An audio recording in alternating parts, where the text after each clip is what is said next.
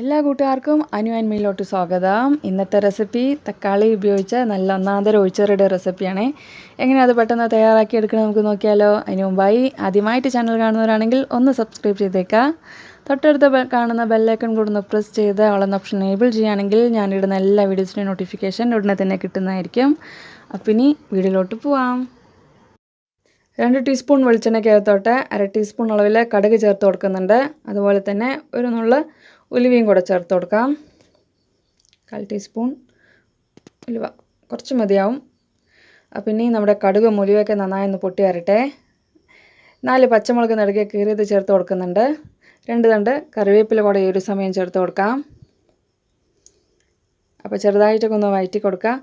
ഇനി 4 തക്കാളി ഇവിടെ നീളത്തിൽ അരിഞ്ഞു വെച്ചിട്ടുണ്ട്. അപ്പോൾ നമുക്ക് അതുകൂടെ ഒന്ന് ചേർത്ത് വഴറ്റാം. ഇത് വേവിക്കുന്ന സമയത്ത് നമ്മൾ ആദ്യം 1/4 ടീസ്പൂൺ അളവിൽ മഞ്ഞൾപ്പൊടി ചേർത്ത് കൊടുക്കുന്നുണ്ട്. നല്ല രീതിയിലൊന്ന് മിക്സ് ചെയ്തെടുക്കാം എല്ലാം കൂടിയിട്ട്. കറിക്ക് ആവശ്യമായ അളവിൽ ഉപ്പ് കൂടെ ഈ ഒരു സമയം ചേർത്ത് കൊടുക്കുക.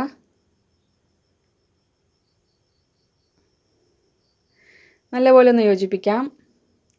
ഇനി ഒരു 2 ഗ്ലാസ് വെള്ളവും കൂടെ ചേർത്ത് തക്കാളി നന്നായി ഒന്ന് വെന്ത് വരുന്നവരെ ഒന്ന് വേവിച്ചെടുക്കാം. അപ്പോൾ ഇതെന്തായാലും ഇവിടെ കിടന്നൊന്ന് വെന്ത് വന്നോട്ടെ. ഇത് വേവുന്ന സമയം കൊണ്ട് അരപ്പ് നമുക്ക് തയ്യാറാക്കാം. അരമുറി നാളികേരം എടുത്തിട്ടുണ്ട്. ഇതിനോടൊപ്പം എരിവിനനുസരിച്ച് 2 പച്ചമുളക് ചേർക്കാം. 1/2 ടീസ്പൂൺ ജീരകവും 1/4 ടീസ്പൂൺ അളവിൽ കടുക് കൂടെ ചേർക്കുന്നുണ്ട്. കുറച്ച് വെള്ളവും കൂടെ ചേർത്ത് നല്ല പേസ്റ്റ് രൂപത്തിൽ അരച്ചെടുക്കാം. അപ്പോൾ നമ്മുടെ അരപ്പ് ഇവിടെ റെഡിയാണേ. നമുക്ക് തുറന്ന് നോക്കാം നമ്മുടെ തക്കാളിയൊക്കെ വെന്തിട്ടുണ്ടോ നോക്കാം. അപ്പോൾ ഇതാ നമ്മുടെ തക്കാളിയൊക്കെ നല്ല രീതിയിലൊന്ന് വെന്ത് വന്നിട്ടുണ്ട്. ചെറുതായിട്ടൊക്കെ ഒന്ന് ഉടച്ച് കൊടുക്കാവേ. ഇനി തേങ്ങയുടെ ആ ഒരു അരപ്പ് കൂടെ നമുക്ക് ചേർത്തിളക്കാം.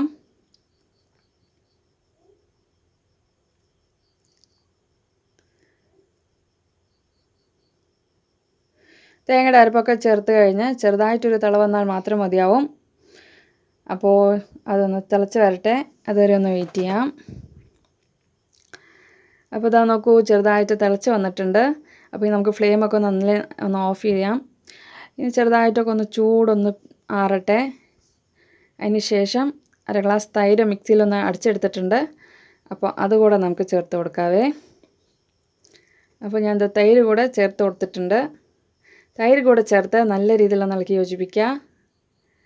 അപ്പോൾ ഇത്രയേ ഉള്ളൂ ചോറിന് പറ്റിയ നല്ല ഒന്നാന്തരം ഒഴിച്ച് കറിയാണ്.